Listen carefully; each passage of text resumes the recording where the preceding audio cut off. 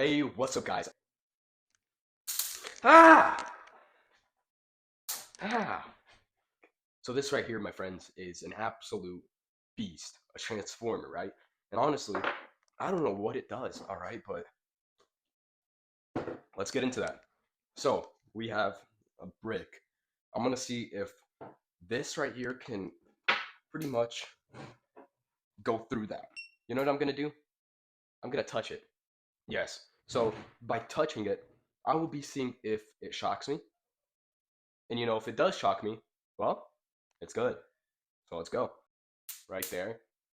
Freaking blinding, right? And fun fact, if you see that, it says CV. And once they're shorting, oh, put it to 0. I can feel it oxidizing in the air. It's crazy. All right, so look, from just 2 volts, that's how strong it is. If you guys can see the plasma radiating from it before it starts shocking, it's actually cool.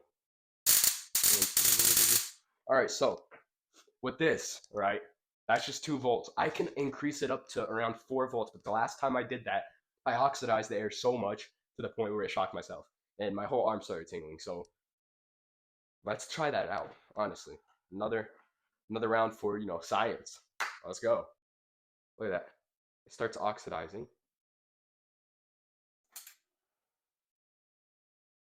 and it shorted. Supportive. My power supply for a transformer of this such or this caliber. So what I'm gonna do is take it old school, and I'm gonna be putting 2 AA batteries, and as you can tell, no spark, nothing cool. But if I add this cool little thing up to here, it should start blasting. So let's see it. All right, so pretty much, as you guys can tell, the transformer. I'm playing with it. I'm zapping myself with it for experimental uses only. So this is how one works. Supposedly, we have a metal cube, right? So make it cooler, right? You got that. I don't know how to make a bam, okay, metal 3D cube. And you have over here is your primary, right? And here is, it's wrapped around the first wall, okay? And there's a secondary one, okay? Your secondary is right here. And this is the output. So primary's input, this is the output. And this is wrapped also around this, okay? So, oh, but how does that work? And that just looks like you're wrapping a bunch of coils to metal.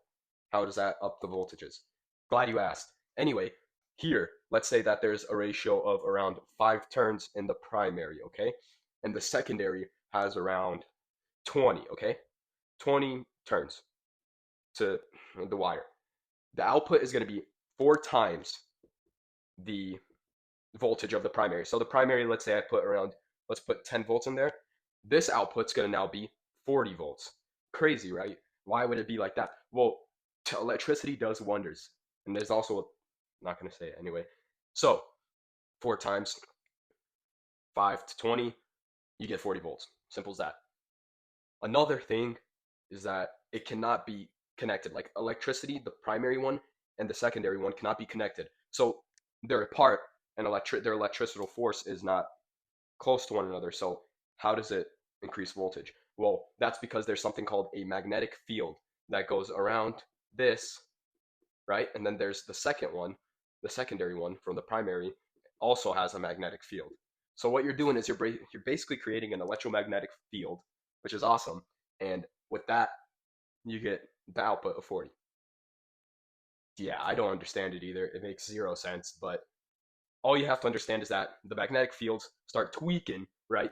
And the volts per turn equals an increase in voltage from the primary. That's how Tesla coils, let's take this out. The Tesla coil has a couple, oh, that sucked, has a couple, loops like this, right? And then there's a wall or a tube, and then this one also has a bunch of tubes up here, but these are more concealed. Actually, I could just show you this right here. This is a Tesla coil, and this ratio right here, which is about like 200, is the secondary. This is secondary. And if I take 5 other coils or 5 other wires and wrap it around it and it doesn't have any contact with this will produce an output of the primary, just like how I explained it in the beginning. So if I had 5 turns around here, and then I had to do the mathematics of 400 turns, you could just think about that. It's 1,600 volts of pure power. But if I wrap it 10 times and so forth, you get it. 3,200, I think. So it's a lot of voltages and a bunch of BS that I can't understand because I'm not a professor yet. But I'm glad you guys are watching because you guys are learning what I'm learning. So yeah, hope you guys enjoyed this video and whatever this is. These components right here are already soldered and everything is cool. So with these things soldered to their full capacity, we can now test it out. So let's get into that. Perfect. And now it works. So as you guys can tell, we're going to be doing some experiments, seeing how good can this thing get. All right, how big can the sparks get, or not how big, but what's conductive, what's not, and how bad does it hurt? Okay. Ah! Ah! Ah! Ow! Ow! That hurt! Ow! I don't want to do that again. What I'm gonna do is I'm gonna add it to this right here, and if it blows up, it'll blow up in that direction. So let's hope it doesn't, though. If I add this, nothing. Okay. Same stuff. Same thing. Okay. That's lame. Myth busted.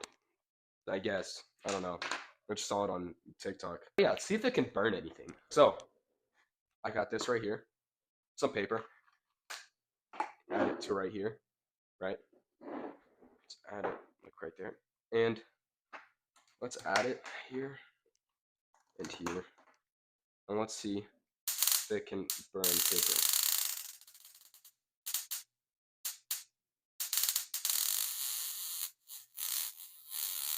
No. I guess it can't. Plasma cannot burn paper, which is weird because I'm going to try the thinner end here.